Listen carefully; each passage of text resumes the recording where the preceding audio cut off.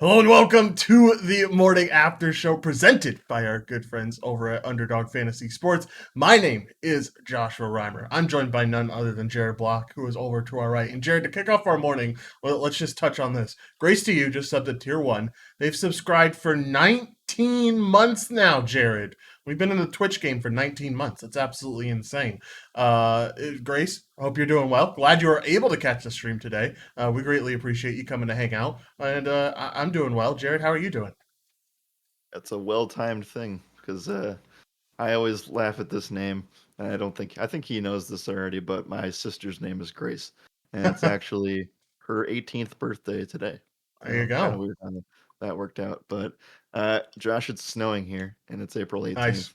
So that's how my week is starting. But I think I'll try to look on the bright side here. Yeah, no, that stinks, man. It's doom and gloom outside. It's raining, no snow, thank goodness, but very dark and cloudy. So that's fine because we have baseball to talk about today. We have NBA playoffs, which have been an absolute blast if you've been watching them. And we have, plenty to talk about. So, Jared, without further ado, if you're ready, I'm ready. Let's get into talking about the NBA playoffs. Yeah, awesome. I was watching a lot of the games yesterday. Didn't catch as much on Saturday. I did catch a few on Friday night as well. So let's start from Friday and talk Yeah. about kind of what the majority of the first round was like. So we saw on Friday night the Hawks pretty much they were doing everything that they could to keep the Cavs in the game on Friday night. Big shout out to the Cavs there. I know they had a rough end of the season, but they have something there, and I think that they should have and could have had a much better end to the year. But injuries are what they are. Trey Young kind of shimmies his way through the. I felt like this was so awkward for me because in my head I'm just like, yes, the Hawks had a good couple games in the first part of last week, and then just absolutely got obliterated by the Heat on Sunday.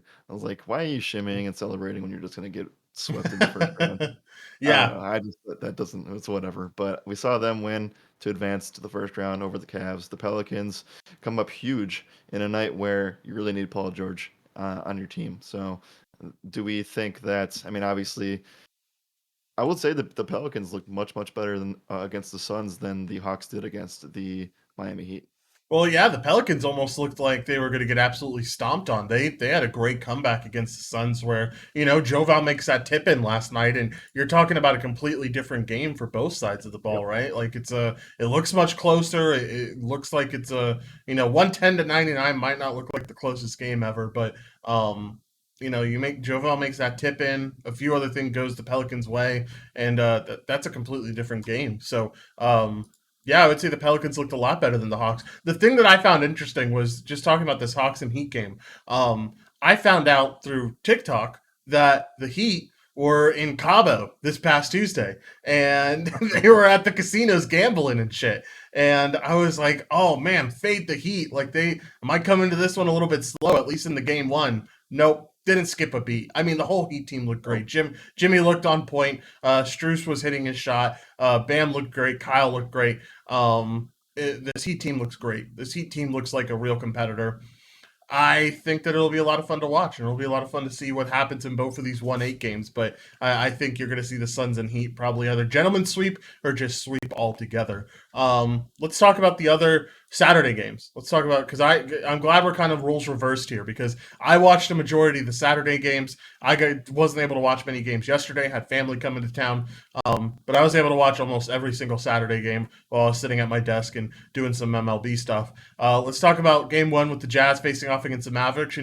Hats off to the Mavs. They kept this thing close all the way through. They looked really good throughout the game. I thought they had chances to win all the way throughout. Would have liked them to go a little bit smaller, less Dwight Powell minutes, mhm. more Maxi minutes. Kind of would have mitigated what you had Rudy Gobert do with how many rebounds he got. Ended up getting 17 rebounds in this game. But Jalen, we talked about this. This is going to be a true test to see if they won the Kristaps trade, to see if this is a Mhm. workable model for this team going throughout the throughout the rest of this next season and the season after. And Dinwiddie and Brunson did their job. They combined for Good. 46 points. They had a combined like 12 rebounds. They had almost 10 assists altogether. Like both of them looked really good, and both of them looked to be leaders of the team at some point. They looked really good. The Dallas Mavericks ran an 8-man rotation, which really what looked like a 7-man rotation. You shouldn't be playing Josh Green out there, and it was pretty self-explanatory. He got 3 fouls in like less than 5 minutes, and he only played 10 minutes total. But yeah, the seventh guy was Davis Bertans, who came in and had a terrific 4 points and 3 rebounds Yeah. in 18 minutes. So yeah, that part of the trade's rough. But the other part, more important part, without Luka, Spencer Dinwiddie, and Jalen Brunson both looked really, really solid. I don't know if it's going to be enough. I would like to think so.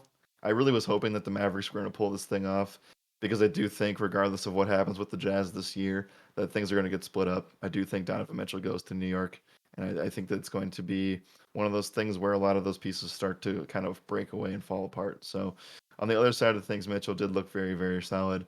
The starters, all of them look pretty good. And I just think it's one of those spots where I'm hoping that Luka can come back late this week, possibly, and be able to kind of make this up. It would be technically an upset, right? I think that these two teams are pretty evenly matched if they're both at full strength, and that's kind of saying a lot to the detriment of the Jazz. Yeah, it kind of is. You see, I don't know, Mavericks, like the way they played this past Saturday, I feel like you have Luca in that situation, and Mavericks probably win by 10 points, honestly, against that Jazz team. Just having Luca as such a dynamic scorer adds a lot to that game. But we already found out that he will not be available for game two, which I think game two is today. Which is unfortunate to have him not available quite yet. Hopefully, he's good to go for game three. But because that Mavericks team, if they don't want to, I don't know. What do you think if Luca doesn't play the whole series? What do you think the final series score is? Oh, if they lose tonight and Luka doesn't come back, I think this could be like a desperation. Luka comes back game 3 or 4 to try to take one on the road, but Utah is always a really, really tough place to play. So if Luka doesn't come back at all, there's a chance they do get swept, maybe a 4-1. Yeah, I would tend to agree there. All right, let's talk about the rest of the Saturday games. One that's near and dear to my heart. Let's talk about the Grizzlies and the Timberwolves facing off against each other. Timberwolves looked really good, and I was gonna be upset that my Grizzlies couldn't win this one, but I had Anthony Edwards, and I felt like that was one of the best calls of the weekend. So I was a happy camper at the end of the day. Anthony Edwards ended up getting us the win in NBA this weekend. So shout out to Anthony Edwards here. But this game's a lot closer than the final score. I know it's 130 to 117 here, but they were separated by 5 points throughout the whole entire game, basically. You saw that this series is not only going to be a really chippy one, but going to be a lot of fun to watch. This is going to be one of the better series, I feel like, in the first round. And I'm excited, man. It's going to be fun to watch. Grizzlies ran into a lot of foul trouble at the end of the game. Steven Adams had four. A lot of guys had four fouls, and that kind of prohibited them from really using their full strength lineup. Had to run Brandon Clark out there for the last few minutes. But I don't know. It's going to be a fun series, and I think Timberwolves brought their all, and they're going to have to bring their all throughout the rest of the playoffs as well. Yeah, both teams ran 10-man rotations, which is kind of weird for a playoff environment. So we'll see how that works out moving forward. But Anthony Edwards and Karl Anthony Towns both playing over 40 minutes, both showing up in big ways for that team, and it's a big win for them. It's huge, especially in Memphis, and I do think it's going to get to a point where we might see some. We're going to see this is probably the most physical game, I would say, of the playoffs in the first round, because we did see. I know that Ja probably stopped himself from getting a technical when Anthony Edwards ripped him out of the air. We're going to see a lot of that moving forward. It's going to be really awesome. I think that somebody's going to get ejected, and it's probably going to be Pat Bev, but we'll see how it goes. Yeah, he was getting chippy with him and Dylan Brooks have been talking back and forth a Oh lot. yeah, there's Yeah, there's a lot. Those two guys are probably the most notorious for doing that. yeah, exactly. So I've heard. I don't know if you heard, but I've the Twitter is basically saying, just from a lot of beat writers and a lot of former players and stuff, that the Grizzlies are the biggest trash talking team in the league right now. Doesn't surprise me. Anthony Edwards is talking about how Grizzlies fans were the biggest trash talkers in the league. How some of the kids even were yelling at him, telling him to go sit down and telling him that he sucks. So I don't know. I guess you are what your crowd is at the end of the day. I don't know. Pat Bev and Dylan Brooks is the equivalent to like the guard equivalent to like Jay Crowder and Draymond Green at the end of the day. So those two always get into chippy arguments whenever the Suns and Warriors play. I think it'll be throughout like that throughout the whole entire series. And don't I would first of all just say I still think the Grizz win this game in six. Or win this series in six. And my reasoning for this is let's all remember that this is John Morant's first game in like the past 20 games, I think almost. Like Yep. he's been off for an incredible amount of time due to the injury. It's going to take this team a little bit to get reacclimated to him being back in the offense and him doing his stuff when it comes to his part in the offense. And that's just fine. Did you know that Desmond Bane had the second highest 3-point percentage this season, and the first highest was Luke Kennard? Like what a weird stat that I found out this Saturday when I was watching the broadcast. Oh, how many games did Luke Kennard play? Who knows? How many minutes, I Sample guess, is size. the main thing. Yeah, sample size is Yeah. always something you got to bring up. Denver says Pat Bev is amazing. I don't know. I don't know if I'd agree with amazing. I saw this TikTok video. Here, let me ask you this question, Jared. It was like comparing Westbrook to other players and asking which one would you take. And one of the questions was, would you take Westbrook or would you take Patrick Beverley? At this point, this current point in both of their careers. Chat, you can chime in on this too. I'm curious. I'll take Pat Bev for the defense. I think I'd agree. I think I'd take Pat Bev too. Russell Westbrook or Malcolm Brogdon? Westbrook, Brogdon's too injured. Yeah, I guess that's a good point. All right, last one, and Westbrook then played we'll. almost all 82 games. Yeah, that's a good point. I'll ask one last one that I remember from that TikTok video. Westbrook versus Monte Morris. Oh, Westbrook, come on. Yeah, Let's okay. be- That's exactly what they said on Let's be on real the, here. on the TikTok too. Gray said he saw that TikTok. Yeah, it was an interesting one. All right, let's talk about this next game on Saturday. Raptors versus 76ers. It really sucks because I was pretty confident that the Raptors were going to keep this one pretty close and potentially even win this one. But 76ers looked pretty dominant overall, man. Like this team looks very solid.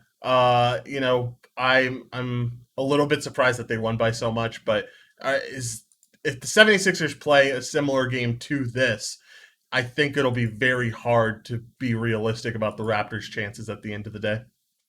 Yeah, I'll give the Raptors one or two games at home. Just need to see what they show up. But they're also, if potentially Scotty Barnes is out, then I don't see the series going much further.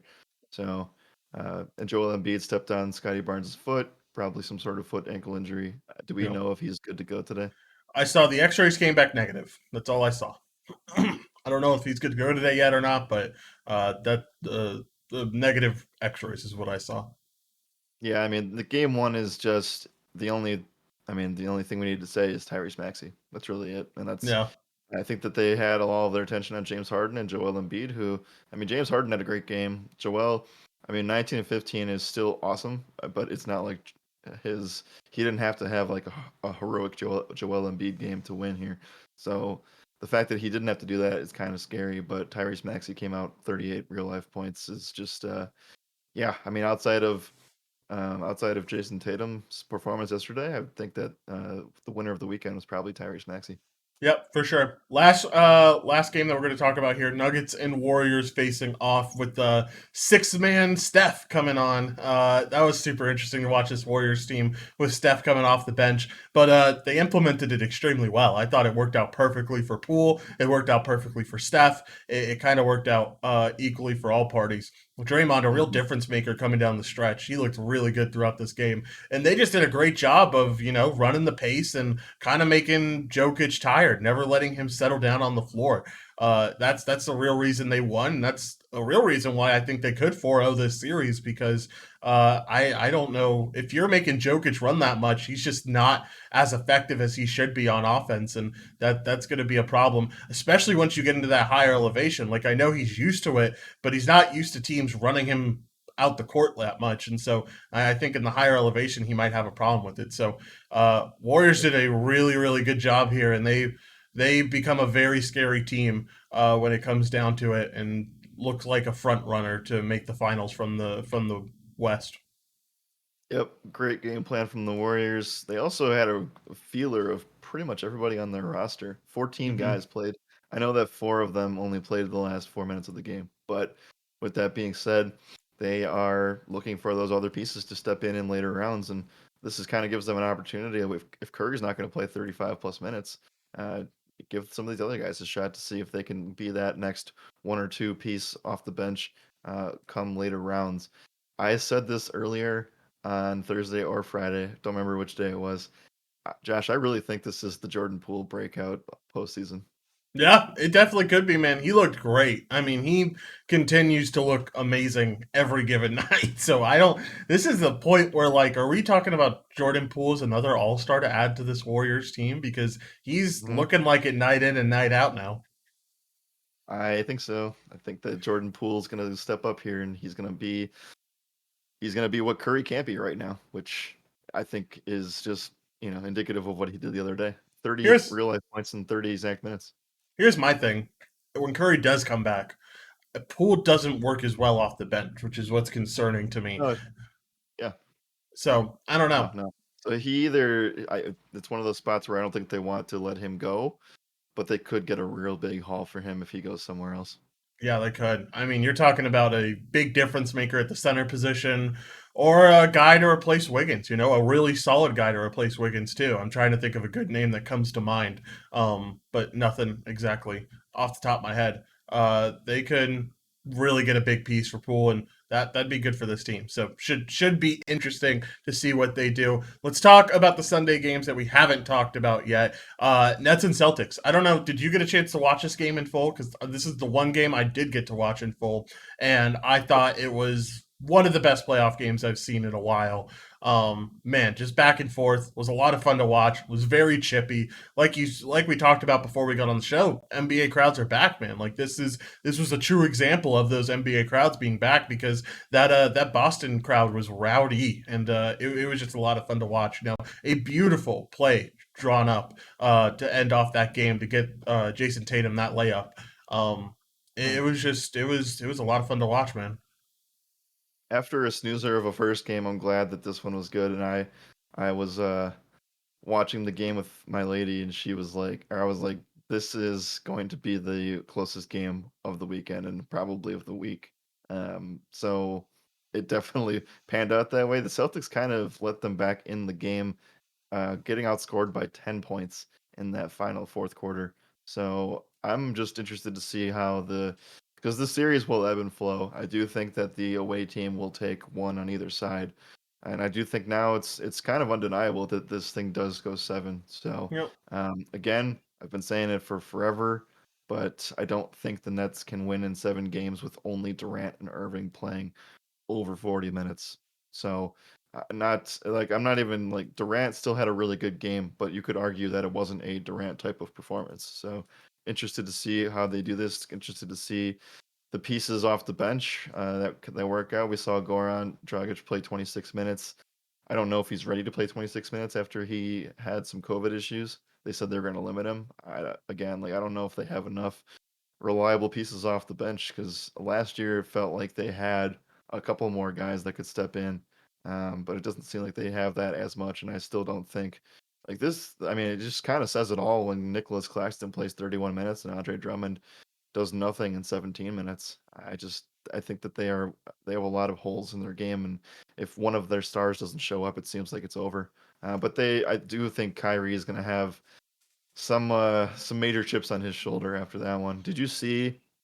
There's a video going around that's criticizing Durant of not guarding Tatum on the final possession. No, I didn't see it, but that is interesting. I mean, I get it. You're supposed to guard the other star player at the end of that game, and so maybe him not guarding him is kind of the reason for it. Who was even guarding him on that last play? Who was guarding Tatum on that Well, last play? technically, when he got the pass, it was Kyrie who was on him. So Mm, uh, I there's we can take a look at it later, but there's definitely points to where you could make the case either way. I don't know. It might have been a scheme decision, because it was a weird broken play at the end of the day. Marcus Smart was supposed to take the shot, and he didn't. Otherwise, he would have gotten stuffed twice. So, Yeah. uh, I don't know. It was a weird play that didn't really work necessarily, but they found a way to make it work. Yeah, they certainly found a way to make it work. It was, it was a really good play. I think at the end of the day, the difference in this game is one guy and one guy only. It's Bruce Brown. Playing 37 minutes and going 2 for 3, only contributing 5, 2, and 1. Like I know he's out there for his defense. That's his main appeal. But we've seen him be that scorer. We've seen him shoot shots, and we've seen him be good in that range. He should be getting shots, not a guy like Goran Dragic, and he should be getting more opportunities to score. So I don't know, Bruce Brown kind of an X factor for this Nets team, and it'll be interesting to see how they incorporate him in the next game and to see if that's any different. All right, let's talk about the last game. Your Bucks facing off against the Bulls. I felt like the Bucks had this under control. Honestly, the Bulls got really close here, though. They were contending with you guys for quite a while. But what are your thoughts on this game as a Bucks fan? Are you happy? Uh, this game got extremely sweaty in the fourth quarter, and you saw that from the scoring. You also saw it from the final score itself. It just felt like a 90s bruiser playoff game kind of matchup, and it's going to feel that way. I also do think that both offenses extremely underperformed. Everybody's talking about how the Bulls stars shot like less than 30% from the field. The Bucks didn't do much better. So I do think that they're going to have some games where they probably shoot anywhere from 40 to 50% from the field, and it's going to be a lot more higher scoring than this. But yeah, as a franchise that has lost several game ones and people freak out and overreact about it, this one feels much better to win. Because remember, I think last year they stopped the Heat in 4 games, but before that, I think we lost the first game, like game one to Orlando. We lost the previous game one to somebody. Like they are notorious for not coming out and not taking care of business in the first playoff game. So it was good to win this one. Yep, for sure. All right, let's get to the MLB recap. Talk about some of the things that happened over the weekend in the MLB.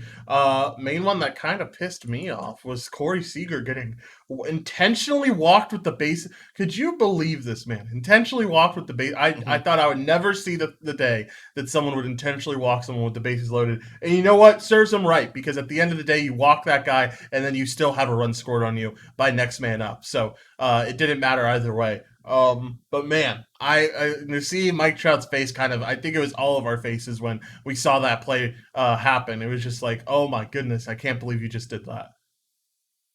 Yeah, he was so confused. Like he probably didn't understand what was going on. Maybe he did, but like talk about respect. I guess Corey Seager deserves the most respect of anybody that's in the game right now because I don't think many. I don't know. I guess the only thing I can think of is that you're mitigating damage, like you're letting one run in instead of Corey Seager hitting in two or three more.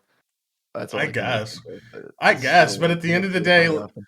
I mean, as a DFS player, I'm pissed off. We had Corey Seager on Friday, so that big hit would have really helped us at the end of the day, and sadly did not, since the whoever was up was too scared to face off against him. We also had Mike Trout hit yesterday by a pitch. He has that injury to his wrist now. X-rays came up negative, which is a good thing, but it should be interesting to see how that develops because we're very accustomed to these Mike Trout injuries and to holding him out for long parts of the season. I would not be shocked if it's already happening early on this season. Yeah, lots of guys getting hit by pitches this year, like a Yeah, lot. So yeah, uh, I thought it was just Mets at first, but now it's getting to to everybody everybody. else. So Yeah. that was a terrible pitch, by the way, too. Like Uh huh. that that ball almost could have hit like it was an off speed pitch that curved back in to the plate, but that could have been easily like up behind the if that was a fastball, that'd be like 5 feet behind Trout, which was crazy. So that guy should not. That's obviously a terrible look.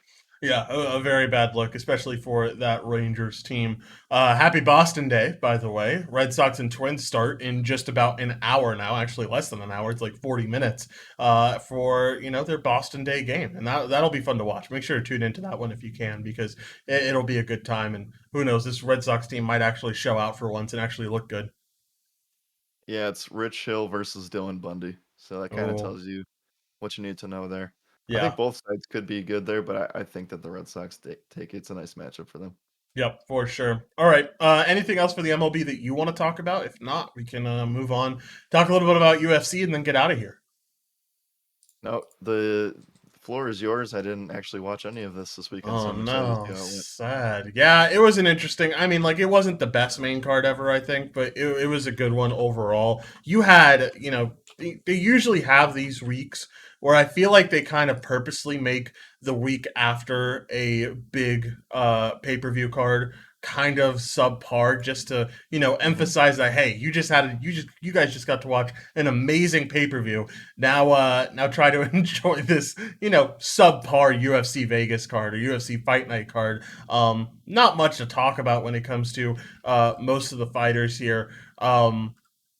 Outside of the fact that we saw Bilal Muhammad and Vicente Luque face off, and surprisingly, I think surprised everyone that Bilal Muhammad looked good. Everyone thought that at least Luque's BJJ would kind of prevent Bilal from working his magic on the ground, but his wrestling is next level, man. I feel like everyone underestimates Bilal's wrestling, including myself, and it just looked amazing this past week. So he wins a unanimous decision, ends up getting 5 rounds and just complete domination against Luque. Pretty sure it was either 49-46 or 50-45, all the way through the judges' scorecard. So he had control of this one, and there was really no looking back. We had Chris Barnett come in and face off against Martin Bude. I don't know if you remember who Chris Barnett is. He's the heavyweight who did the backflip. He's like 5'8" and it's like 260 pounds. He's a specimen, man. He's a freak of nature. But he faced off against Martin Bude, and that was an interesting one. But Barnett clearly looked outmatched in that one. Jakar Close came back after his injury when he got shoved by Jeremy Stevens. This was his first fight since then, and he looked really good, even though he had a really bad weight cut. Looked like one of the worst weight cuts I've seen in quite a while. But Jakar Close looked dominant against Brandon Jenkins. And man, Brandon Jenkins is a different type of animal. When you get a chance, you should watch that fight back specifically and just look at Brandon Jenkins take all of these punches right to the chin, like right to the face, and just still stay standing. He was able to last for like a round in like 30 seconds. But like you'll look at all the punches he takes and you'll think, man, how is he not out sooner? Because he should be out cold at some point before he was. But he fought really well. Honestly, at the end of the day, it was a bad matchup for him for sure. But a very boring UFC card. Not a lot that was really exciting about it. And you kind of have another kind of boring UFC card coming up with Amanda Lemos facing off against Jessica Andrade.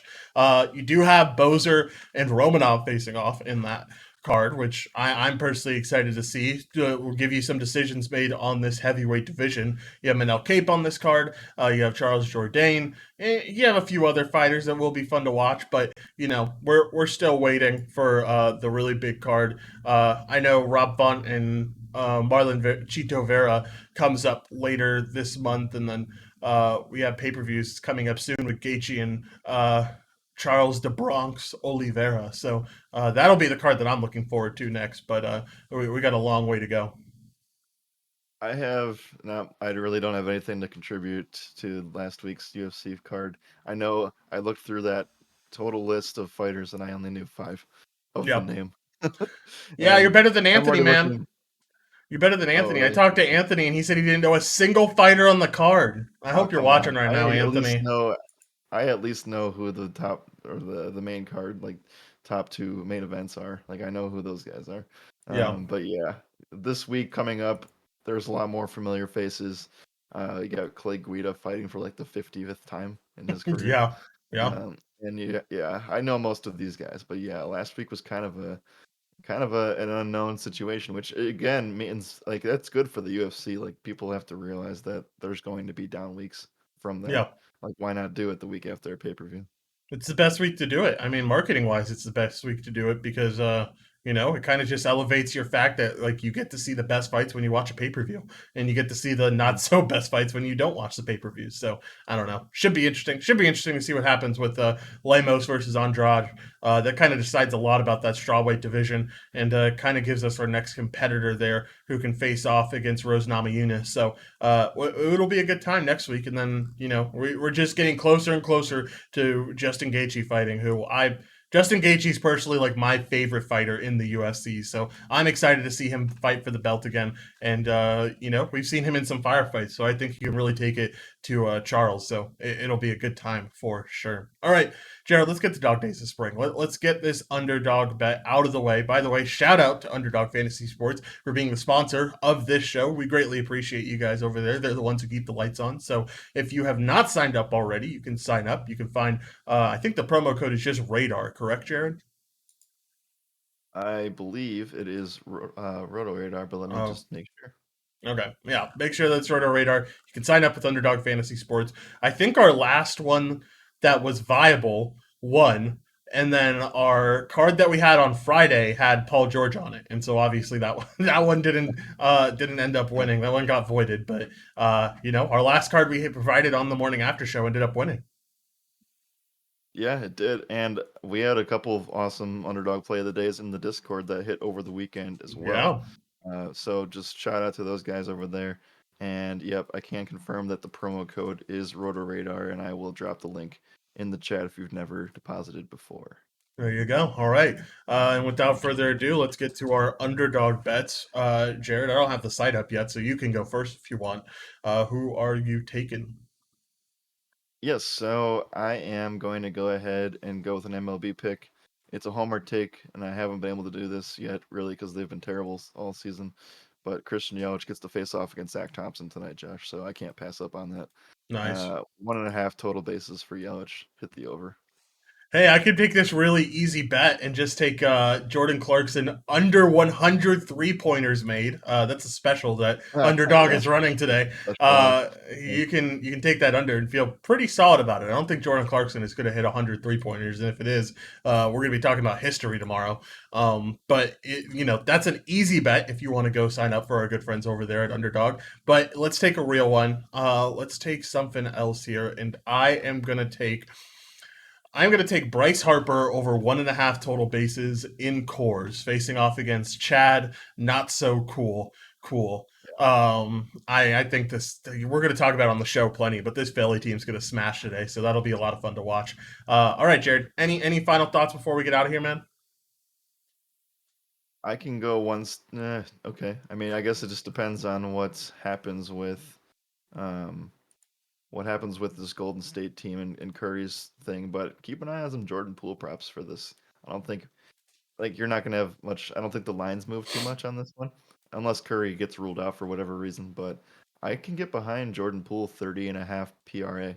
Like Oh that yeah. does make more sense to me. I'd rather just go the over in points. He doesn't get like last game. I mean, you saw it perfectly. He doesn't get many rebounds and assists. It's just not his job. I like What's Draymond's PRA? 25 and a half Ooh, is kind of 25 and a high. half. That's a Mm, little high. I'd still be willing to take it if you're looking for a few more to add there, but you're right, it is a little high at the end of the day. Also, watch out for Boyan Bogdanovic, man. I think the match or the Jazz kept talking about this secret weapon that they were going to use. I think it's just getting Boyan more points, and I think it's just getting Boyan more shots at the end of the day. We ended up taking him this Saturday, and he was absolutely the difference maker in our lineups. And I think that when it comes to this Dallas team, and because you have Dorian facing off against Donovan and you have Jalen facing off against Conley, it kind of leaves Boyan's door open to score as much as he wants. So Boyan Bogdanovic over 19 and a half points or over 23 and a half points plus rebounds. I think either one works and works pretty well. Or you can get a little risky and take the 2.5 3-pointers made, but I'd rather just take points straight up. All right, Yeah, Jared. I like that too. Let's get out of here. Any final thoughts before we do? Not too much. We have a main slate to cover for MLB that we're excited about. It's actually at the right time, which is also cool. So we'll be back on Twitch a little bit later this evening, 6:35 Eastern time. We'll be right back here to cover 30 to lock for the MLB main slate. And yeah, we have another podcast to go record now. Yep, we're going to go record the Don't Fade This podcast right now. So if you guys want to first look at the MLB slate, you can look up that Don't Fade This podcast on any streaming platform. Spotify, Stitcher, Google Podcast, I think Apple Podcast now too. There's a lot of options there. So you can go look that up and, get an early look at this MLB slate before we do the member-only show. But Jared, let's get out of here. As always, my name is Joshua Reimer. Good morning and good skill.